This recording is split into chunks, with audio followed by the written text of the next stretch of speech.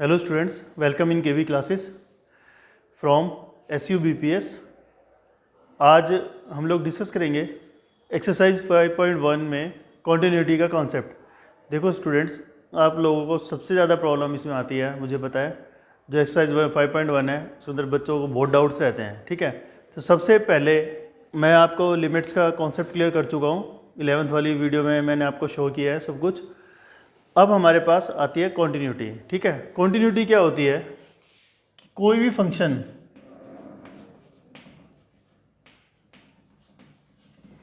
Continuity के अंदर हम लोग चेक करते हैं कि कोई भी फंक्शन हमारा कॉन्टिन्यूस है या नहीं है, या किसी पर्टिकुलर पॉइंट पे क्या उसकी कॉन्टिन्यूटी स्टॉप तो नहीं हो रही है। तो उसके लिए आपके पास एक सिंपल सा फॉर्मूला है कि जो फंक्शन है वो हर एक रियल वैल्यूज़ के लिए डिफाइंड होना चाहिए, ठीक है। कि हमारे पास मान लो कोई भी फंक्शन f(x) है, वो क्या है कि it is defined for all real values, all real values, ठीक है।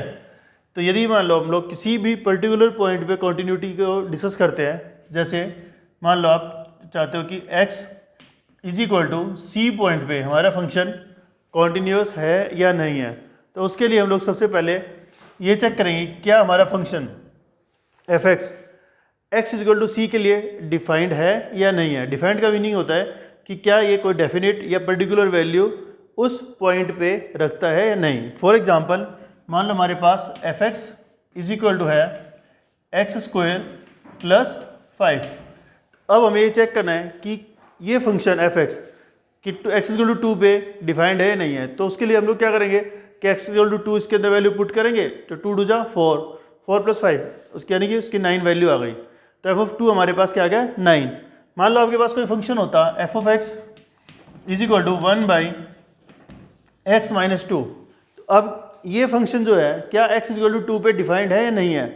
ये फंक्शन हमारा x इज इक्वल टू 2 पे डिफाइंड नहीं है, क्योंकि 1/0 आ जाएगा। ऐसे ही मान लो आपके पास आ जाए f(x) is equal to under root of x minus 2। अब ये वाला फंक्शन क्या x इज इक्वल टू 0 पे डिफाइंड है, नहीं है। क्यों? क्योंकि यहाँ पर अंडर रूट पे क्या रहा है, under root of 0 minus 2 is equal to under root of -2, तो उसकी रियल वैल्यू नहीं आ रही है। तो इस टाइप से हम लोग चेक करेंगे कि क्या फंक्शन हमारा किसी भी पर्टिकुलर पॉइंट पे डिफाइंड है या नहीं है। उसके बाद जब हम लोग नेक्स्ट जो चीज़ चेक करते हैं वो आपका है कॉन्टिन्यूटी के लिए लिमिट, यानी कि if limit x tends to c f(x) is equal to f of c। यदि ये वैल्यू या इस कंडीशन को कोई भी फंक्शन सेटिस्फाई करता है तो फंक्शन हमारा कॉन्टिन्यूअस होगा, otherwise function is not continuous, ठीक है। Okay good. अब ये तो आपको पता ही है कि limit x tends to c f(x) ये डिफाइंड कब होती है, जब आपकी left hand limit is equal to right hand limit होती है, ठीक है। तो ये सारी चीज़ें हम लोग इन क्वेश्चंस में डिस्कस करेंगे।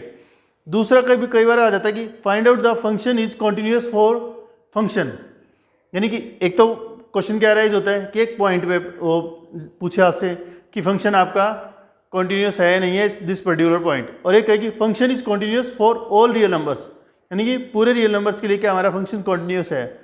तो उसके लिए हम लोग क्या करते हैं कि फंक्शन को कि कोई भी हम लोग पॉइंट मान लेते हैं c, ठीक है, और c मान लो कोई भी वैल्यूज़ है। जैसे मान लो आपके अंदर कोई फंक्शन है, यदि वो फंक्शन ब्रेक किया हुआ है, ब्रैकेट के फॉर्म में दिया हुआ है, तो हम लोग अलग अलग c की कंडीशन के अकॉर्डिंग हम लोग क्वेश्चन को सोल्व करेंगे और उसकी लिमिट कैलकुलेट करेंगे। इसके अंदर एक चीज़ और ध्यान रखनी है आपको कि मान लो आपके पास कोई भी फंक्शन दिया हुआ है कि जैसे f(x) इज इक्वल टू मान लो वो देता है x² when x is greater than equal to 5 and it is x when x is less than 5। तो जब हम यहाँ पर c कंसीडर करेंगे तो लेस देन 5 लेंगे और उसकी लिमिट निकालते हैं। तो लेस देन 5 का मतलब है कि c 5 से छोटा है, और जब हम लोग लेफ्ट हैंड लिमिट और राइट हैंड लिमिट निकालते हैं तो वो दोनों ही कंडीशन के अंदर हम लोग x को x लेस देन 5 ही कंसीडर करेंगे और उसके लिए फंक्शन जो होगा हमारा x होगा, ठीक है। तो ये बेसिक कॉन्सेप्ट थे आपके जो आपको मतलब थोड़ा सा पता होना चाहिए था।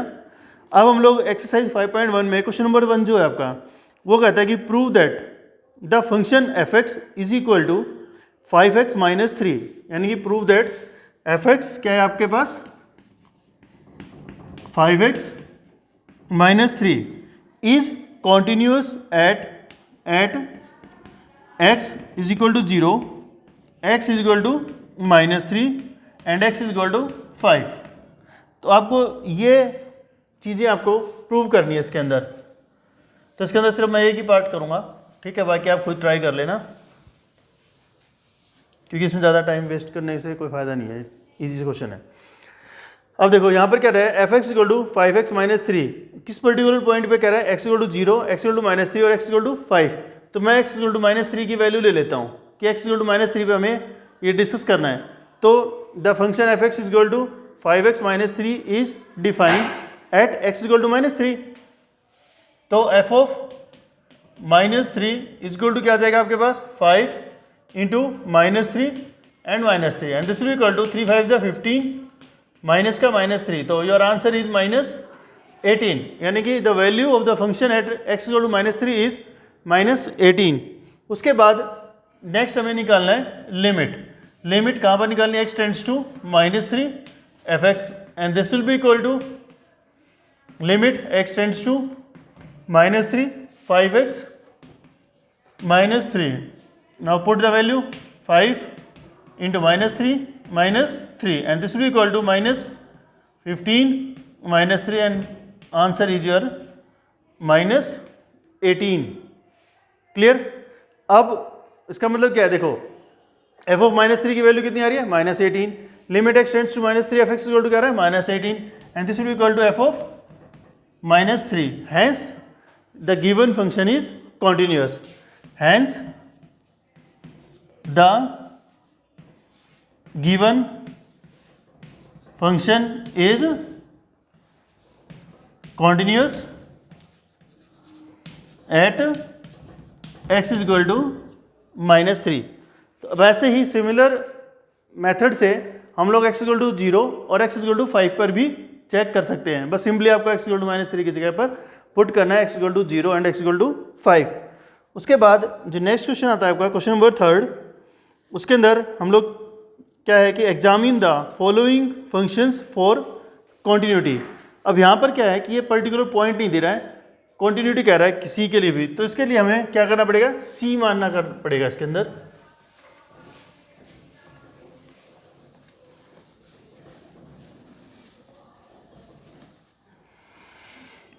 तो क्वेश्चन नंबर 3 का थर्ड पार्ट में ले रहा हूँ, वो है कि f of x is equal to x² -25 divide by x + 5 और यहाँ पर ये कह रहा है x is not equal to -5। जब x is not equal to -5 है तो हमारा फंक्शन क्या दिया हुआ है, f x equal to x² -25 upon x + 5। तो यहाँ पर आप निकालो पहले तो limit x tends to 5 f x. तो ये क्या आ रहा है इसकी value, limit x tends to 5, अब ये a² - b² लगा दो यहाँ पर, तो हो जाएगा x - 5 into x + 5 divide by x + 5। तो यहाँ पर x टेंड्स टू -5 पे निकाल लें हम लोग पहले। तो x + 5 से x + 5 कैंसिल, अब -5 रख दो, तो -5 - 5 इज इक्वल टू -10। अब इसकी जो वैल्यू आई है वो लिमिट यहाँ पर एग्जिस्ट करती है, बट जब हम लोग अब इसको नेक्स्ट क्या करेंगे, c के लिए कैलकुलेट करेंगे, क्योंकि हमें देखना है हर c के लिए। अब मान लो c कोई भी वैल्यू है and c is not equal to -5, then f of x limit x tends to c क्या आएगी आपकी, लिमिट निकालोगे जब, limit x tends to c, अब x² -25 डिवाइड बाई x + 5। अब इसके अंदर फॉर्मूला अप्लाई कर दो, वही a² - b² का, तो limit x tends to c, अब यहाँ पर क्या आया था आपके पास x + 5 and this will be equal to c + 5, ठीक है। और यहाँ तो अब आपके पास limit x tends to c, x + 5, इसकी वैल्यू हो गई c + 5।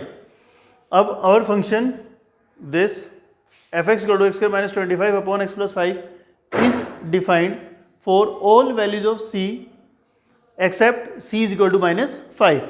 तो आप उसकी वैल्यू भी निकाल लो। यहाँ पर आप F of C is equal to कितना आएगा आपके पास, C square plus minus 25 divide by C plus 5।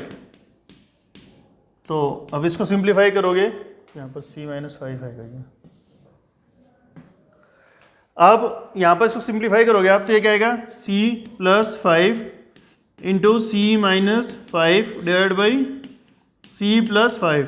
तो ये कैंसिल हो गया, तो ये आप क्या हो गया c minus 5।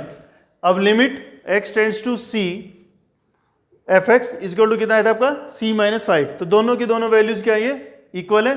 So our function is continuous.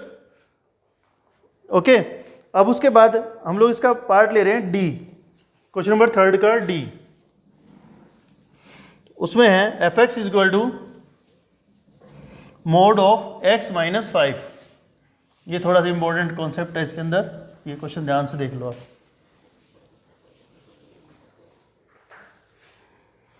ये दिया हुआ है आपको कि डी पार्ट है क्वेश्चन नंबर 3 का, f of x is equal to mod of x minus 5। अब यहाँ पर सबसे पहले आता है कि मोड ऑफ एक्स माइनस 5 को हम लोग कैसे ब्रेक कर सकते हैं। तो इसके अंदर देखो, यहाँ पर आप रफ के अंदर सोल्व करना, x minus 5 is equal to 0, x is equal to 5। ठीक है, तो अभी यहाँ पर कंडीशन आ जाएगी x less than equal to 5 या x is greater than equal to 5 and x is less than 5। अब उसके अंदर ये दोनों कंडीशन के लिए, इसके लिए तो साइन जो आएगा मोड हटाने के लिए पॉजिटिव साइन रहेगा, और जब लेस देन वाला है उसके लिए माइनस साइन आ जाएगा। यानी कि यहाँ पर आ जाएगा आपका x माइनस 5 और ये हो जाएगा माइनस ऑफ x माइनस 5। ये हमारा हो गया आपका फंक्शन एफ एक्स। तो यानी कि जो फंक्शन था हमारा मोड ऑफ x माइनस 5, उसे हम लोग लिखेंगे f x is equal to x minus 5 when x is greater than equal to 5 and it is minus of x minus 5 when x is less than 5। अब उसके लिए हम लोग मान लेते हैं कि let the function f x is defined for all values, all real values and c belongs to real values. Okay, तो c हम लोग ले लेते हैं कोई भी पॉइंट। ठीक है, अब c के लिए हमारे पास कंडीशन क्या क्या आएंगी, एक तो c ग्रेटर देन 5 लोगे आप, एक c is equal to 5 and c is less than 5। अब इन तीनों कंडीशंस के लिए हम लोग 1 बाय 1 इसकी कॉन्टिन्यूटी डिस्कस करेंगे। तो केस 1 ले लेते हैं हम लोग पहले, केस 1 c ग्रेटर देन 5। अब c ग्रेटर देन 5, जब हमारा c 5 से बड़ा है तो f ऑफ c की वैल्यू क्या आएगी, then f of c is equal to c greater than 5, यानी कि f ऑफ c जो f एक्स हो जाएगा x माइनस 5, तो f ऑफ c आ जाएगा c माइनस 5। ठीक है, अब उसके बाद लिमिट निकालो, limit x tends to c f x and this will be equal to limit x tends to c f x is your x minus 5 and this will be equal to c minus 5. So this will be equal to f of c. Now here you should write your function is continuous for x greater than 5. Okay, and hence the function is continuous at x equal to c. Hence the function is continuous at x is equal to c. ठीक है, अब हमारे पास ये case 1 हो गया। ठीक है, अब दूसरा केस क्या आता है अपना, ये तो हो गया केस 1। अब केस 2, केस 2 में है कि x is equal to c and c क्या है, इक्वल टू 0। अब जब c इक्वल टू 0 है तो हमारे पास क्या आएगा, लिमिट x टेंड्स टू 0 ले लो यहाँ पर सीधा ही। ठीक है, और x माइनस 5, ये आ जाएगा माइनस 5। ऐसे ही f ऑफ 0 क्या आएगा आपके पास, वो भी आ जाएगा x माइनस 5 लोगे यहाँ पर, तो 0 minus 5 is equal to minus 5। दोनों वैल्यूज इक्वल है, तो your function is continuous at x equal to c equal to 0। अब केस 3 जो आएगा आपका, वो क्या कहता है कि c इज लेस देन 0, यानी कि जब c लेस देन 0 है तो हमारा एफ एक्स क्या हो जाएगा, माइनस एक्स माइनस 5, एंड यहाँ पर आप वैल्यू रख दोगे तो एफ ऑफ सी क्या आएगा यहाँ पर, minus c minus 5, and this will be equal to, minus अंदर ले जाओगे तो माइनस सी और प्लस का 5 माइनस सी। अब नेक्स्ट हमें निकालना है यहाँ पर limit x tends to c F X, और this will be equal to limit x tends to c minus x minus 5, put the value of c here, minus c minus 5, and this will be equal to 5 minus c, and this will be equal to f of c. Hence the function is continuous at x equal to c, where c is less than 5. So our function is continuous for all real numbers. ठीक है, तो इस base पे आप question number 1, 2, 3 और आगे वाले question भी आप ट्राई कर सकते हो, बाकी मैं नेक्स्ट वीडियो में सोल्व करूँगा। ठीक है, ओके, थैंक यू।